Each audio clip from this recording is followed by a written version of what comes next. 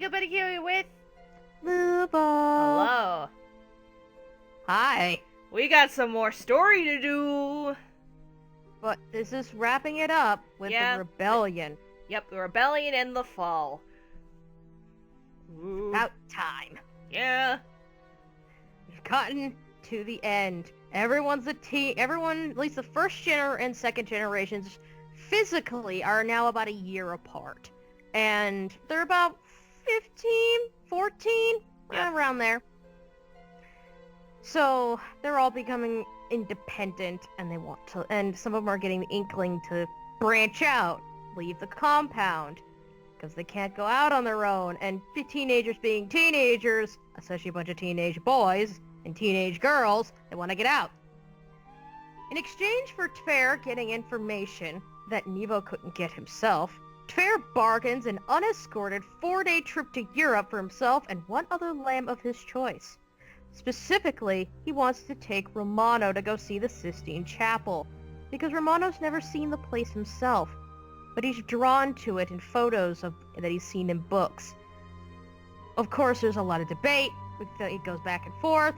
When Vanya finds out, he tries to throw the banhammer down, given what happened last time they all left for that part of the world, i.e. half of his face blown off. Well, a quarter, but whatever. Nevo ends up sneaking him the train tickets anyhow later that night, and Tver and Romano escape, and they go to Italy. Tourism stuff happens! It's hilarious. Having finally gotten out, and they have no idea what they're supposed to be doing. They have essentially a backpack full of their usual clothes, which is an over-elaborate pressed wool vest in their colors and the big sleeves and shit. They stick out like a sore thumb. And Nevo, no, damn it! Lovino! There we go. He decides that they kind of need to be more incognito. They need to actually try to blend in if they're going to enjoy themselves properly. So, Lovino tries to basically drag them into a tourist store and shoves them into conventional city clothing. They look terrible.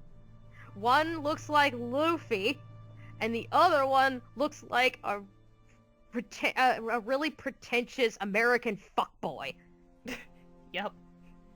Lovino tries to also change Tver's hairstyle, so he doesn't actively look like the heir that Nevo presented him as, because his hairstyle has not changed in this entire time. He tries to slick it back to make it look different, but he kind of backfires on him. Oh shit, Tver's really cute. Lovino quickly makes his own hair fluffy again and musses him up, trying to claim that it'll make him look ugly. Yeah, that's totally it. Yeah, that crush from childhood hasn't gone away yet. Yeah, it does later in a really sad way, but we haven't gotten there yet. For now, shenanigans, because Tver has realized we don't have any money for food. Oh dear. So, they ended up getting in contact with Nevo and getting essentially what amounts to a credit card. It's like, you only use this when it's important and necessary. Of course they don't use it on anything that's important and necessary. The first thing they get is gelato. Of course, Lovino tries to convince him to go to a hostel, because it occurred to Tver they don't have a place to stay for the night. Tver thinks, oh, hell no, we're gonna have an actual hotel. So he decides he's gonna bluff. When they get to the hotel, a really ritzy place, the first really nice place that he could find, Tver tells him, watch me. And he saunters up to the front desk, pulls out the world-shaped brooch that he got when he was claimed heir, and one of the symbols of his father, slides it across the desk, and basically asks for their best room. All of them stiffen up, and they're like, oh shit!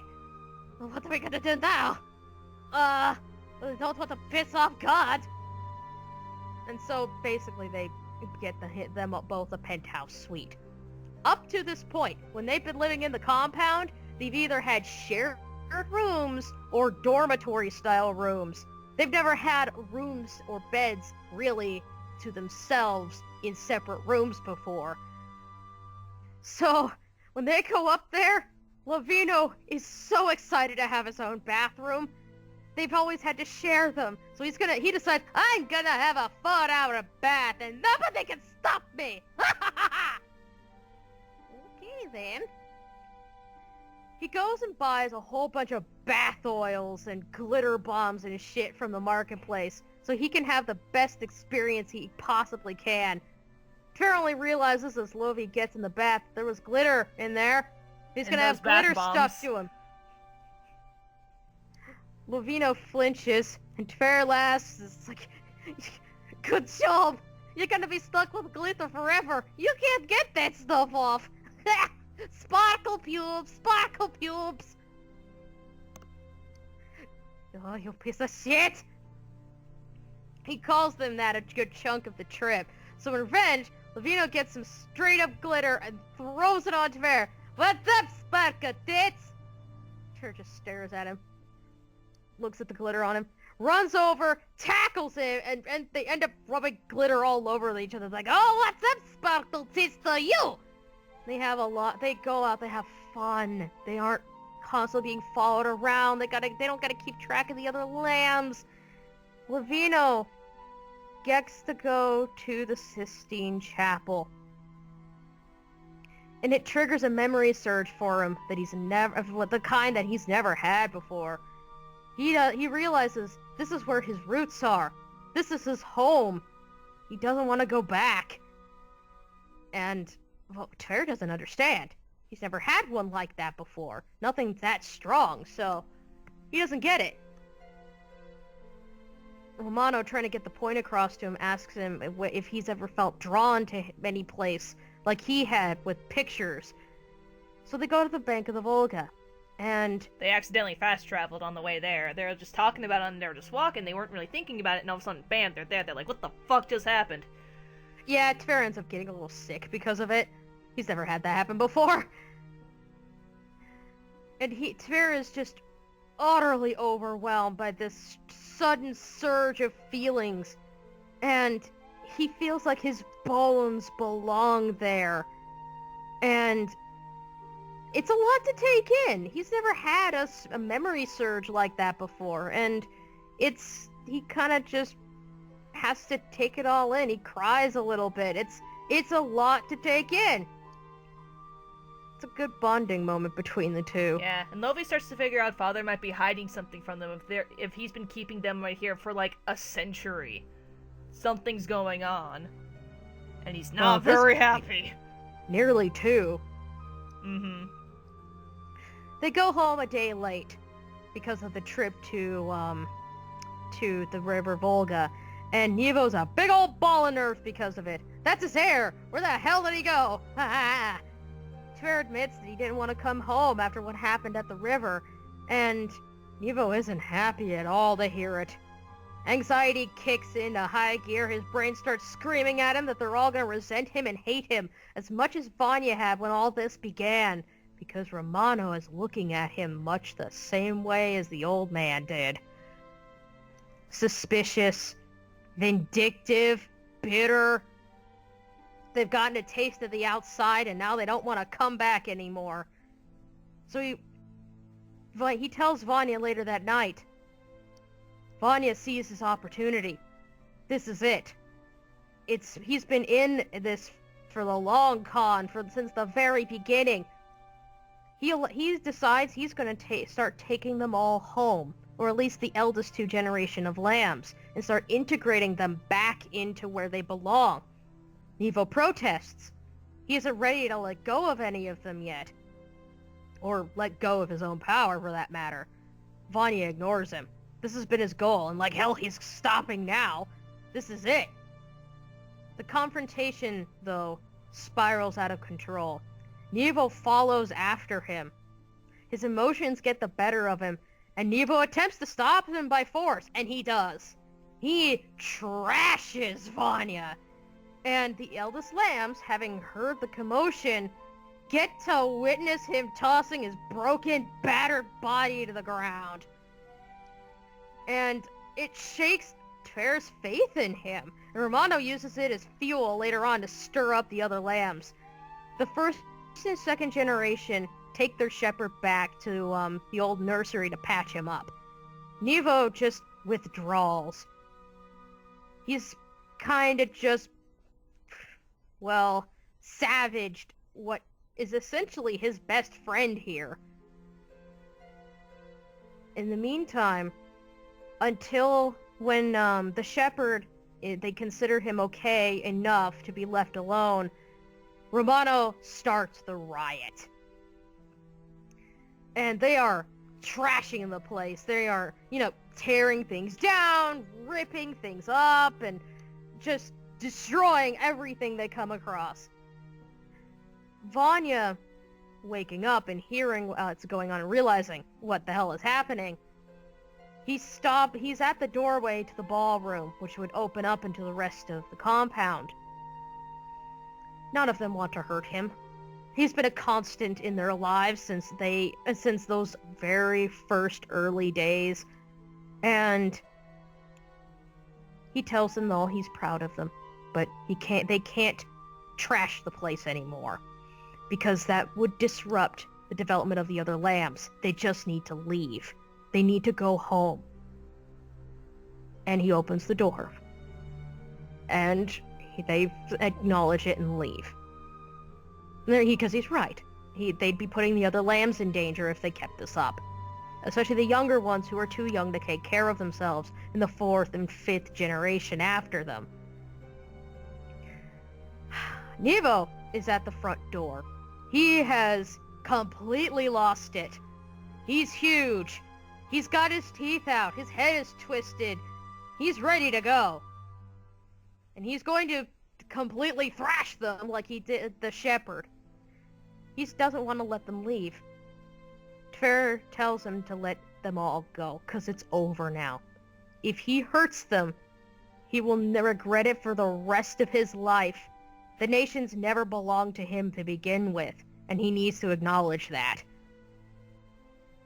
Nevo raises a paw, but Tver's right.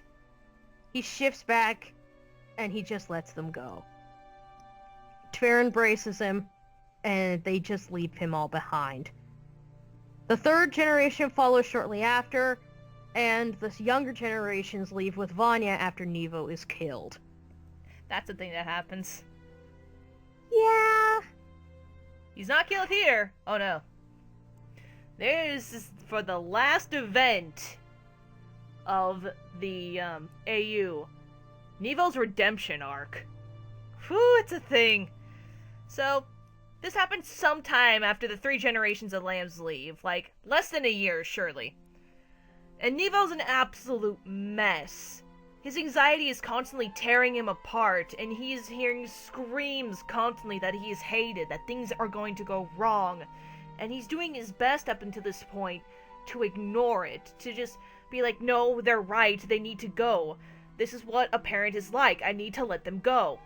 But just everything else is screaming at him to go back, kill them again, do it all over again. But he just doesn't want to. And so he's constantly fighting with himself, and he's now even thinking that the rest of the lambs and Vanya absolutely hate him still. And he asks almost every day, why are you here, to Vanya? Like, why don't you leave with everyone else? Go with your own kind for once. Nothing's keeping you here. I will leave when you leave. And every time he asks him what he means, Vanya doesn't explain it. So it's like, ugh. Sometime, though. Sometime. Vanya mercy kills him. He found out his weakness after something happens. That I'm not gonna get into right now, but he finds it out, and he kills him when he least expected it. And finally, his body just disintegrates, and again, it was a meat puppet, so it was kind of hard, but his inner self just kind of flutters off, and they're not really sure what's happening with that. So, for the most part, though, he's dead. Nevo, as they know it, is dead. And it was just him, with the lambs. So he kept with the lambs as much as he could, got them relocated so they can be properly out in the world and taken care of, went to go see how the other lambs were doing, and then vanished. Well, mostly just staying in Canada's house, because that's a good place to vanish to. Eventually, though, about half a year or so goes by, and Neville's body reforms, because again, his inner self was still set free, so he had to find a way to get his body back. Like, yeah, like, think kind of Steven Universe-ish, of like, reforms kind of looking like his body roughly, but with it gone, he lost all of the power he had inherited, and he lost the madness curse. And so he could actually think. His eyes weren't red anymore. And there wasn't any voices being weird to him. And Jesus, all the guilt of everything he had done for the past 2 centuries hit him like a truck. He realizes what he did, the whole big picture of he messed up 2 worlds, his home world and this world. He messed with the nations. He has done horrific things. And now he's just left with it. The nations find him again eventually, because it's kind of hard not to. And they put him on trial for, all of his crimes against humanity and trying to take it over and everything and killing them all, because that's kind of bullshit. Tver, however, is the one who stands up for him, saying it'd be a better punishment to keep him alive instead of sentencing him to death, so he can live with the guilt and try to do it, because killing him off would just make it really easy. The other nations are kind of unsure, because what if he tries to do something again? But Italy and Canada kind of step in too, being like, well, he did let us go, and he doesn't really seem like he's going to be doing that anymore. If he was still going to be evil, he would have killed us beforehand, and he doesn't really seem that bad now. So maybe just put him under house arrest or something so he can be monitored. And they're like, fine. House arrest, go. And Neville's just like, wait, what? You're not gonna kill me? Even after all I did? Well, yes, punishment, but what? What? Tver, though, he has Neville live with him, because he's kind of living on his own now. And he's just so happy to have him again, because again, even though after everything happened, it's still his father. It's still the man who raised him. But Neville, though, he's a depressive wreck from then on out. The guilt of his past actions and how everyone was affected by it, just eating him alive on the inside. Tver has to be basically the one around to convince him to eat, to get out of bed, to groom himself, or do anything other than crying. Neville sinks into more guilt over being a burden about it. Tver worries about Neville resenting him for telling all the others to keep him alive, and it's worried that he might harm himself. Because it's like, not good. He gets Philly and Maddie's help to hopefully get him to get back on his feet somehow. Though, in trying to talk with Canada a bit more, they go over to his house, and Neville realizes that Vanya's staying there, and he nopes the literal fuck out of there, because he is absolutely terrified of Vanya, because he had suffered the most from what he did, and he still remembers that Vanya's the one who killed him, so he absolutely must hate him to the point of death. So he's, nope, get the fuck out of there. More time passes, and Neville just does not seem to be getting better at all. No matter what happens, no matter what they talk about, it just seems to be a constant cycle of just, I am worthless, I am garbage, I should be dead, so on and so forth, and it's really freaking Tver out. So they're saying, like, maybe if he's sick, like, maybe they should go back to Neville's home, because he remembered back in the day, if the children had an economy-based fever, they had to go back on their home soil for a while. And Neville's like, well, the worlds are combined, I don't want to go back to the compound, that's just gonna make things worse. And Tver's like, well, isn't your world technically somewhere else? Like, this isn't technically your own place? And he's like, technically, but I don't know what I'd get from going back there. And he's like, it'd be worth a shot. So, Neville finally agrees, and they go back to his home world, to the dream world, and back to where the Nightmare Kingdom originally was, because the compound was more of a replica of it, of everything just kind of moved over there, so there was no really real reason to be in the Nightmare Kingdom there, because he could still run it from there. So they're going over all of the old things about just him talking about this is where he grew up, sort of. And he got to show Tavera more of the old prince that was assassinated. And Tavera's kind of freaked out. He kind of looks like Vanya, and he's like, what even happened with that? So Nevo decides to tell him the full story about his, his upbringing. That originally he was sold out of his family as a slave to, pay for them still living. And he was founded by the prince to help him sneak into a jousting tournament. And that happened. So, and afterwards, the prince kind of realized how shitty he was being treated, so I was like, fine, you'll come under my roof. Why not? You're a good kid. So, they get there, and over the years, he gives Nevo a night ship. Well, he gets being a knight in training, and is soon knighted to be a nightmare knight in his personal bodyguard. And they start to get really close, and first friends, and then lovers, and it's like, oh man. And, like, right before the coronation, the prince was going to be like, okay, I will announce that we're going to be together after the coronation, because I don't know if I'm going to be put up for a political marriage or not. But he was assassinated. And soon after his funeral and everything, Nevo comes to realize that it was the prince's cousin who did it because he wanted the seat on the throne. And he wanted to eat/destroy the body of the prince just to make sure nothing weird happened to sabotage him. Of course, Nevo was fucking pissed. And before he could eat the prince, he ate the cousin. And that was where he inherited the madness from. That's where the curse was. In just this dude, which was probably the madness that led the cousin to even think that in the first place and try to off the prince. So it was just a strange cycle that just kept going. So, with that in mind, he got the idea from the curse to eat his family, like how the cousin was going to try to eat, the prince. So he eats his entire family to take powers, because, their kind have like a power per person. His is shapeshifting.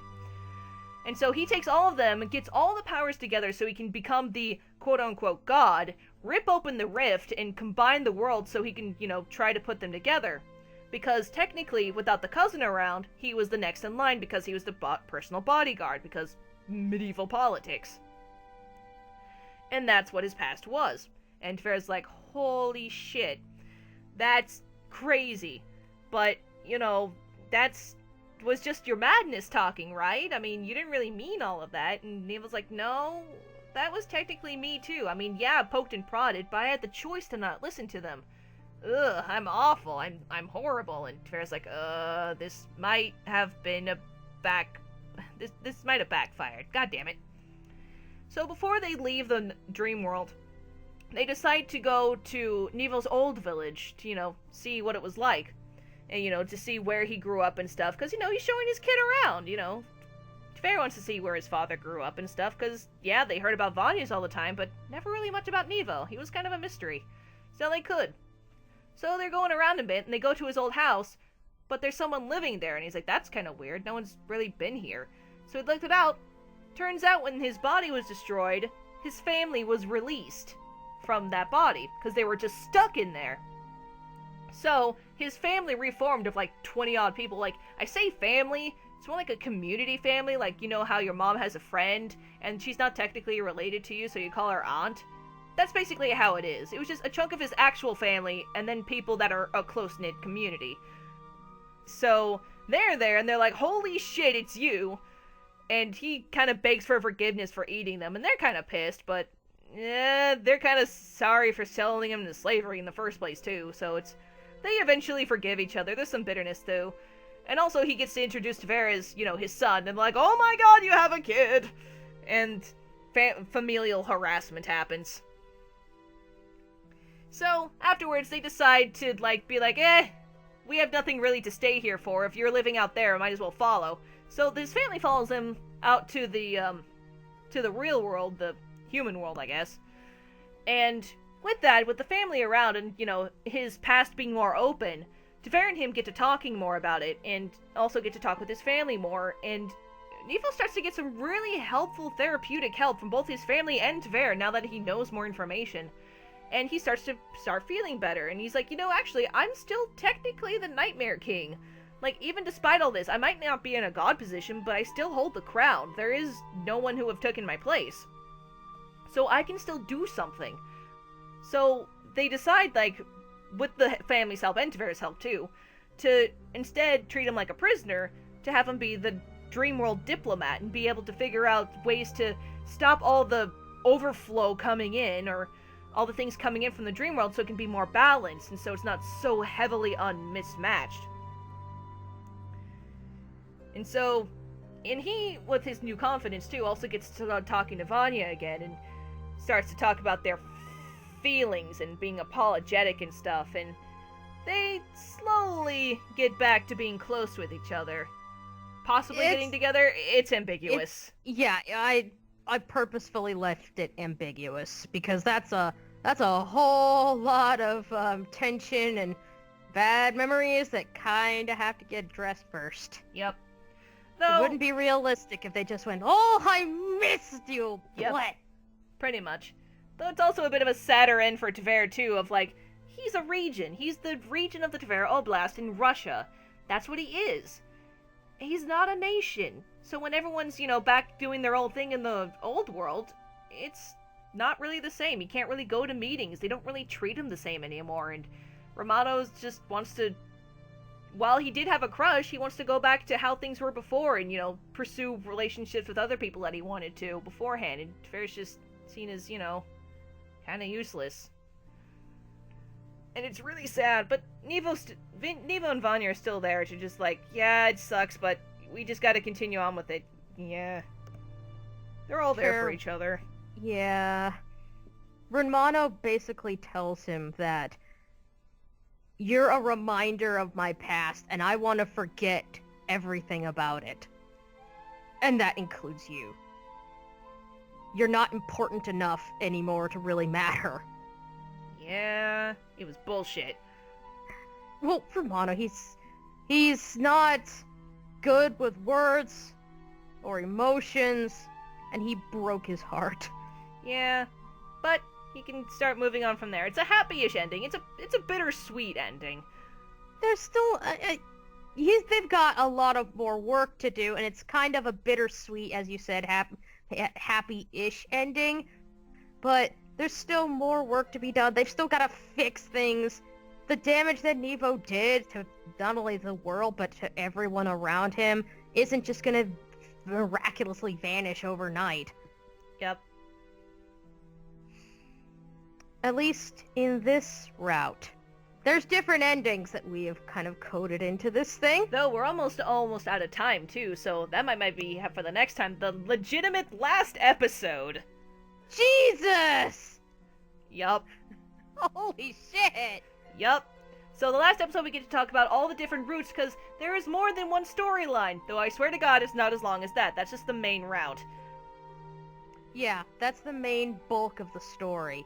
Yeah. And we'll get to talk about the rest of them next time, and also a little bit of a retrospective on GIF, now that we actually have talked about everything. So next episode, last one. Ooh, excitement.